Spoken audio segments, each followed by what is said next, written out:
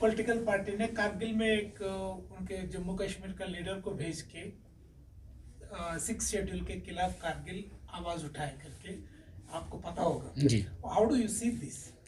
देखो ही मैं शायद उसी कॉन्टेक्स्ट में हम लोगों ने इस तरह से शायद हमारा रद्द-ए-अमल हो रहा होगा, क्योंकि जो आर्टिकल 370 को रेस्टोर किए जाने की बात हो या 35A को रेस्टोर किए जाने की बात हो, तो वो तो हमारे लिए कभी स्वीकार्य नहीं होगा, तो इसका हम पुरजोर हम मुखालिफत करते रहेंगे। तो जहाँ तक 6 शेड्यूल के बारे में करगिल के लोगों को कश्मीर के कुछ लीडरान हैं उनकी तरफ से जो उनको वर्गलाने की कोशिश की जा रही है, तो मैं समझता हूँ वो तो लद्दाख यूटी के मुफाद में नहीं है, और विशेष तौर से करगिल के अवाम के मुफाद में तो बिल्कुल ही नहीं है। हम जानते हैं दफ़ा 370 हट चुका है, 38 हट चुका है, इसको दोबारा रेस्टोर करेंगे या नहीं करेंगे मरकज़ी सरकार के हक़ में है। इसके बारे में अगर जम्मू कश्मीर यूटी के लोग अपना आवाज़ उठाना चाहते हैं, उससे हमारे लद्दाख यूटी के लोगों का कोई लेना देना नहीं है।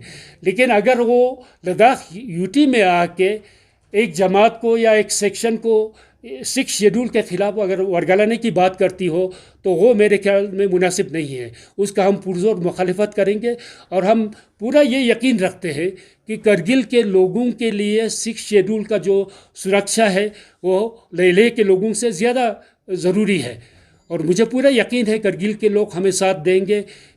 जहाँ तक 6 शेड्यूल को यहाँ पर अमल में लाने की बात हो, या उसके अलावा और कुछ ऐसे कॉन्स्टिट्यूशनल सेफगार्ड हो जिससे कि लद्दाख के लोगों को हर तरह की संविधानिक सुरक्षा हमें उपलब्ध हो, तो उसके बारे में करगिल को कभी नुकसान नहीं होगा, करगिल को फ़ायदा होगा। तो अगर कश्मीर के लोग आके करगिल में इस तरह की बात करना चाहे या लेह में आके इस तरह की बात करना चाहते हो, वो मेरे ख्याल के लद्दाख के यूटी के रहने वाले लोगों के मुफाद में नहीं है, उसका हम मुखालिफत ज़रूर करेंगे। सर, आप वो पार्टी कौन है आप जानते हैं, तो इस बैकग्राउंड में आगे जो 15 दिन के बाद जो होने वाली है वो आप कैसे देखेंगे इसको? देखिए, हमें पूरा यकीन है, अब चूँकि हमने करगिल के साथ राब्ता कायम किया है, तो हमें पॉजिटिव वहाँ से रिस्पॉन्स आने की उम्मीद है।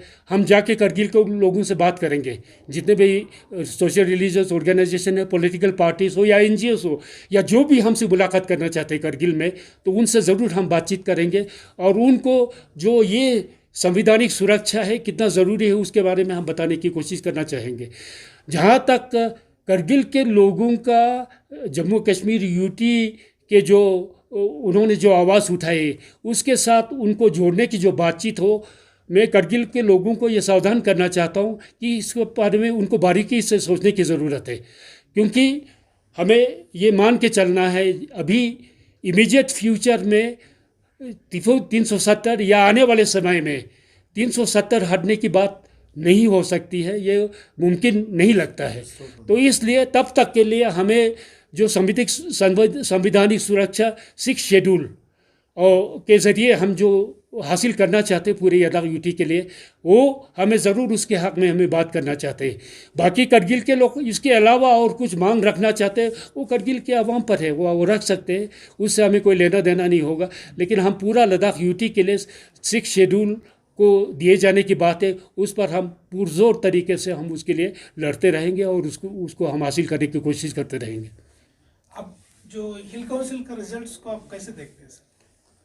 मेरे ख्याल से जो हिल काउंसिल का रिज़ल्ट दिया है, जैसा कि आप जानते हैं, जैसे मैंने पहले भी जिक्र किया, जिस तरीके से ये मुनक़द की गई, जिस सद्भावपूर्ण वातावरण में ये इलेक्शन यहाँ पर हुआ, तो उससे ये साफ जाहिर है कि लद्दाख के लोगों ने पूरा सोच समझ के उन्होंने फ़ैसला दिया हुआ है।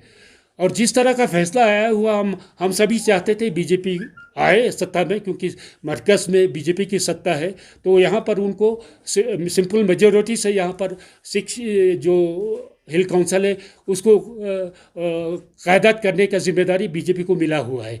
साथ ही साथ जमहूरी निज़ाम में अपोजिशन का मजबूत होना वो भी ज़रूरी है। तो हम जो आपने नतीजा जो बरामद हुआ है हमें, उससे साफ जाहिर है जो अपोजिशन भी है काफ़ी स्ट्रेंथ में होंगे। तो ये मेरे समझ में लद्दाख के लोगों के आवाम के हित में है, और ये बहुत ही जो लोगों ने सोच समझ के अपने हक़ का इस्तेमाल किया है, ऐसा हमें लगता है। For more updates, subscribe to our channel Kargil Today. Click the show links and enjoy watching the videos. Like us on Facebook and follow us on Instagram.